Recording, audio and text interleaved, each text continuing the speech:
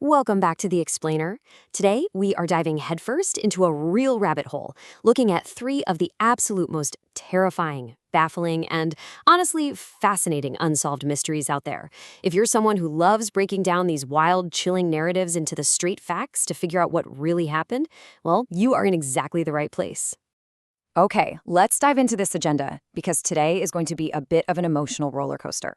First up, we're tracking a very grounded true crime spree with the I-70 killer. Then, we'll shift gears into the eerie and paranormal with the Highway 50 Phantom. And finally, we'll wrap up with the unbelievable medical miracle of the frozen survivor. Let's get right to it. Part 1, The I-70 Killer, a highway rampage. So, we're starting in the spring of 1992 with a case that proves reality is absolutely darker than fiction. This is the story of an elusive thrill killer who targeted store clerks, almost entirely women, leaving a completely devastating trail down Interstate 70 in the Midwest. And the pace of the spree is just staggering. On April 8th in Indianapolis, 26-year-old Robin Fuldauer was murdered in the back room of a footwear store. Just 3 days later, on April 11th in Wichita, Patricia Magers and Patricia Smith were killed in a bridal shop. Then, skip to April 27th in Terre Haute, and Michael McCown was targeted in a ceramic shop. Now, Michael was the only male victim and actually the only one not taken to a back room. Investigators highly suspect the killer just saw his ponytail from behind and mistook him for a woman. The rampage kept going, Nancy Kitzmiller on May 3rd and Sarah Blessing on May 7th. In every single instance, the killer systematically executed these innocent clerks using the exact same .22 caliber semi-automatic pistol.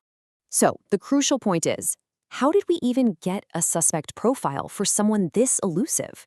Well, during those April 11th murders at the Wichita bridal shop, a male customer literally walked in right in the middle of this horrific crime. The killer pointed his weapon directly at the customer, marched him to the back room, but then just inexplicably let him walk away totally unharmed. And because of that one witness, we have this exact breakdown. A clean-cut, well-dressed guy, maybe in his 20s or 30s, around 170 pounds, with reddish or sandy hair. And the most defining feature? Very droopy or lazy eyelids. But even with that detailed sketch out there, the guy just vanished into thin air. What makes this all even more unsettling is the timeline with the media coverage. See, the original Unsolved Mysteries episode about this aired in May 1994, but the evidence suggests the killer was actually still highly active right before that broadcast, taking his rampage down Interstate 35 into Texas in late 93 and early 94. So it raises this terrifying question. Did putting this on national television actually trigger a change, or maybe inspire his later crimes? He seemed to disappear for a while after the 90s, but police heavily suspect he might have resurfaced in November 2001. A clerk named Billy Brossman was murdered in a way that was chillingly identical, just 7 blocks away from an old crime scene. Because, as investigators often note, thrill killers like this, they rarely just stop for good. Okay, before we move to our next mystery, we absolutely have to talk about Vicky Webb. In January 1994, down in Houston, this killer shot Vicky in the back of the head. But, against all odds, the bullet was stopped cold by her abnormally large spinal column. She was incredibly quick-thinking and played dead. The killer actually came back, put the gun directly to her forehead, and pulled the trigger again. But, unbelievably, the .22 jammed. He just laughed and walked away. Vicky miraculously survived, and her account perfectly matched the composite sketch we already had, adding that the guy looked gaunt, weathered, and walked completely bow-legged. But despite her survival and all our modern DNA testing, the I-70 killer remains totally unidentified today. Part 2. The Highway 50 Phantom, a supernatural rescue? Let's shift gears from a grounded true crime spree into something that is deeply eerie and just unexplainable.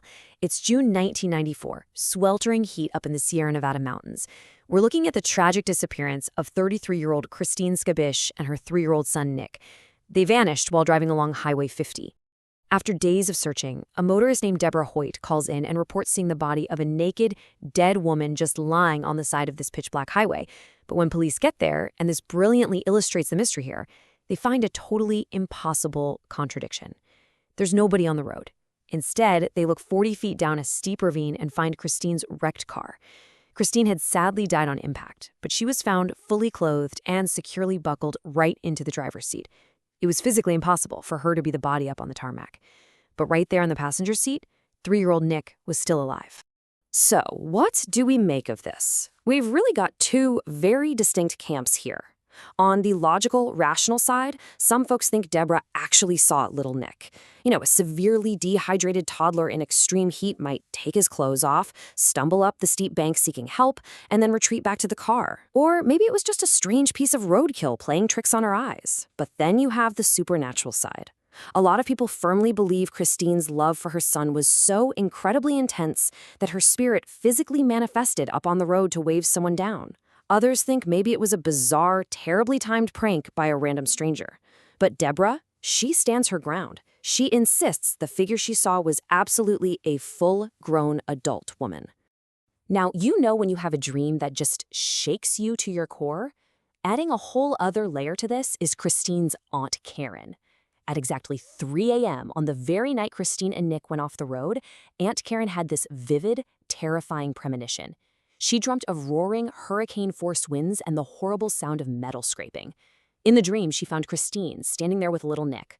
Karen asked her if she was okay, and she remembered looking into Christine's eyes. They were completely blank, just no life in them at all. And Christine simply answered, no.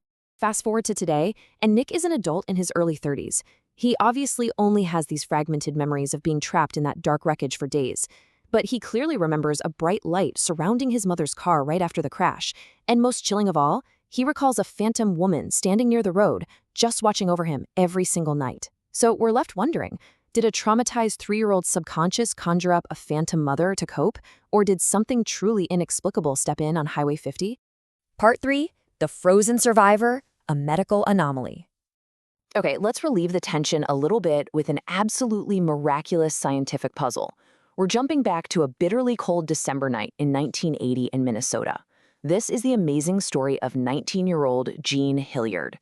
Jean was driving when her car hit black ice and crashed, leaving her completely stranded in minus 30 degrees Celsius weather. That is unimaginably cold. She knew staying in the car was a literal death sentence, so she started walking. Wearing only a winter jacket and cowboy boots, she battled pitch-black darkness and bone-chilling wind for 2 whole miles, pushing her body way past its normal limits.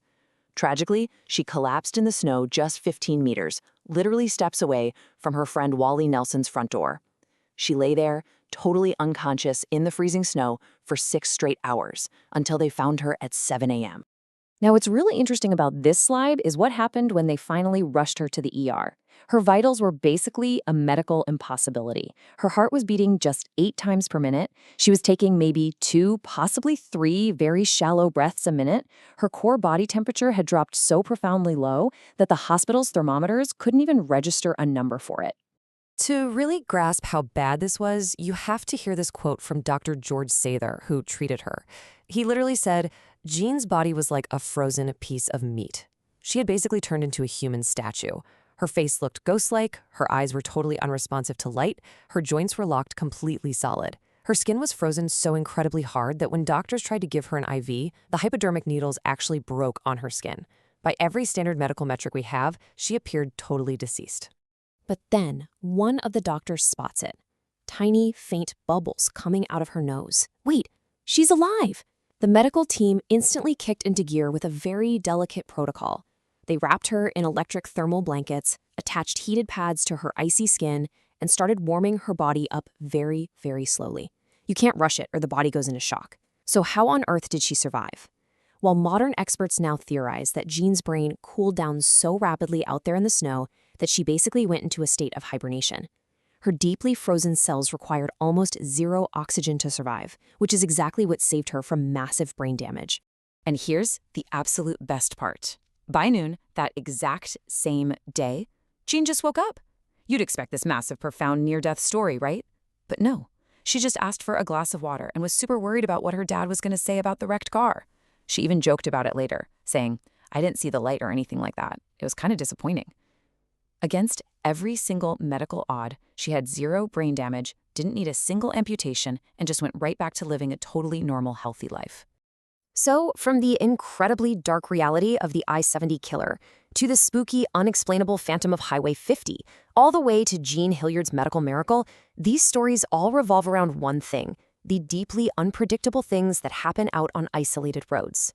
It's a pretty strong reminder of how fragile life can be, and how many mysteries are just still out there waiting for answers. The absolute best takeaway from all this, seriously, drive safe and always be prepared for the unexpected. Because really, you gotta wonder, what else remains hidden on the dark roads we travel? Thank you so much for joining me for this explainer. I hope this deep dive sparked some serious curiosity for you. Until next time, keep learning.